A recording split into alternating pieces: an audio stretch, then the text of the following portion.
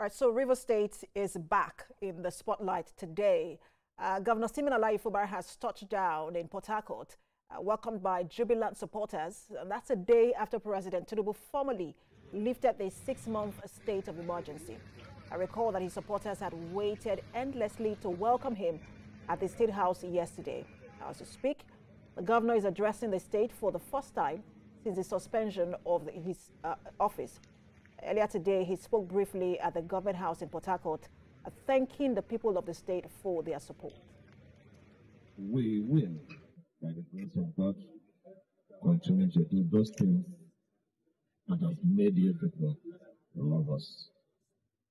I want to appreciate everyone and to say that we are going to address the state officially by 6 p.m. this evening, and in that state broadcast, every other person, every personality, every authority that gives support to this normalcy will be properly recognized. Thank you. We will. Now remember that it is not just the office of the governor that was suspended. The State House of Assembly was also suspended, but they resumed plenary on Thursday and they promised to work in harmony with Governor Fubara. Now, so what does this mean for governance, reconciliation and stability in Rivers State? Let's bring in Emmanuel Ogidi. He is the PDP South Caretaker Chairman. Good to have you join us. Good evening. Good evening. Let's talk about this from, we just begin from the perspective of the good evening of the PDP. We'll also be speaking with the APC and APC person in just a moment. But for the PDP, let me ask you, as the chairman of the PDP in the South, how significant is Governor Fubara's return for your party's unity and also for your relevance in Rivers politics? Good evening, viewers. Well, we thank God that he has come back. And after listening to him, I'm encouraged that he still has that bite in him. And of course, we as a party will give all the necessary support to make sure it succeeds. And I hear you say bite in him. A lot of people will say, look, that office have been whittled down. But I wanted to ask you, during the emergency rule, Rivers PDP was deeply fractured. We saw members of the PDP taking sides, either with the Wike camp, as it was called at the time, and Fubara's camp. Now that Fubara has returned, does it signify a unity for your party, or do you think that, look, there is trouble ahead, especially as we begin to prepare for the 2027 election? You heard what the governor said now. Said we should be patient. He's going to address the state. We as a party, we are also, we want our supporters and indeed the Rivers people to be patient and wait for him to say what he wants to say. But we as a party, we are going to always back him up. And I get that you're waiting for what the governor will say. It doesn't matter what he says now. Some people believe that irrespective of what he says rather, that look, there are factional battles ahead as we begin to gear up for the 2027 election. And I'm asking you, do you think that there is a possibility of that? It's one thing to call for peace, but for people to actually follow the tenets of the call for peace. Like we say, nothing good comes easy in life. So we are going to deal with it as it unfolds. Right, but we believe that after the convention in November, it will be all over. And what is the possibility that he will make it to your convention in November? We know that there is now a call for him to leave the PDP for the APC. How are you bracing up for the possibility of that? We are working very hard, and we believe that by the grace of God, we will achieve our aims and objectives. And what is that aim and objective, Mr. Ogidi? To be a viable of opposition, and then to lead the light in all the opposition, and then take power back in 2027. But it's your party also preparing, and that's the question you have not answered. That is your party also preparing for the possibility that Fubara might leave your party for the APC? Why do we need to prepare like that? Why? Well, we don't expect him to leave us. Why? What do you mean by prepare? You look at the positive side of things, not the negative part, please.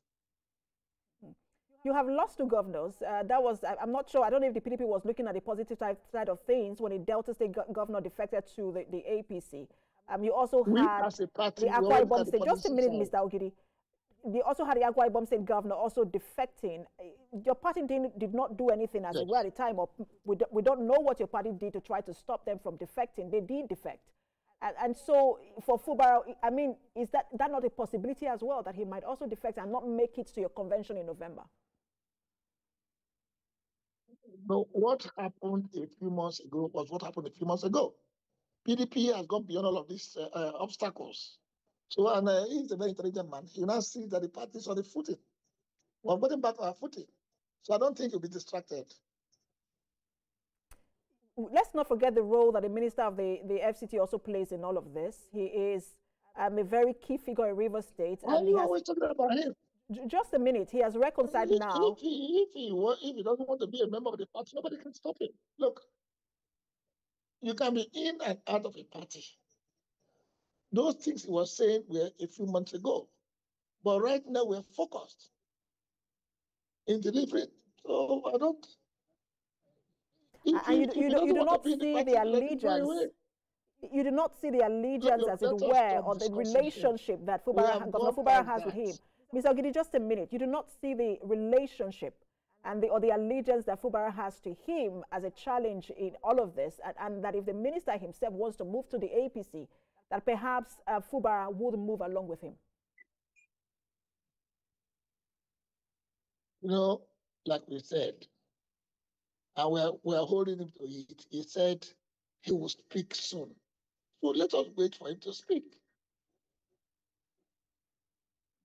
All right, so let's talk about the last 6 months, you know, how your party views it.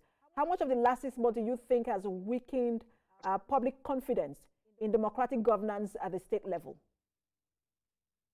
We're trying our best to, to give back to our members and to Nigerians. And Nigerians believe in us because we have done it before. And we're working hard. By the time we execute all our programs and we come out of the convention, Nigerians will know where we stand. So we still plead with Nigerians to wait for us till November 15th and 16th. And by us, I'm sure you're talking about the PDP, but in terms of Rivers State, what is your party also now doing to ensure that all sides, the factions that we saw in Rivers State, and even maybe just at the national level, come together in unity ahead of the election? Why are you in a hurry? The governor has said he has just come back. He's going to respond. He's going to give a briefing. And we are part of his briefing. He's going to also brief us on his way forward. So we should be patient. So at the national level, you're just waiting for the governor to speak before you decide to make a move. At the national level, we're giving all the cooperation. Have you had any sort of conversation with the governor in the last 6 months, 2 months, 1 month, Mr. Ogidi, at the national level? Have you been in touch with Governor Fubara? We've been here and there. Like we said, just why don't well, in a week's time, all these things just blow off. So let's be patient. You're avoiding the questions. My question really was simple. I was asking you, Mr. Ogidi, I'm not avoiding the question. I was asking you if that at the national level, because it seemed like you're waiting for him to speak for your party to get a direction, on how it wants to progress in Rivers State. But I'm asking you, have you been in touch with him at all? I'm not going to say it out right now. All right, so what do you think would constitute success in Rivers State over the next 100 days after Fubara's return? Well, we're looking at the bright side of things.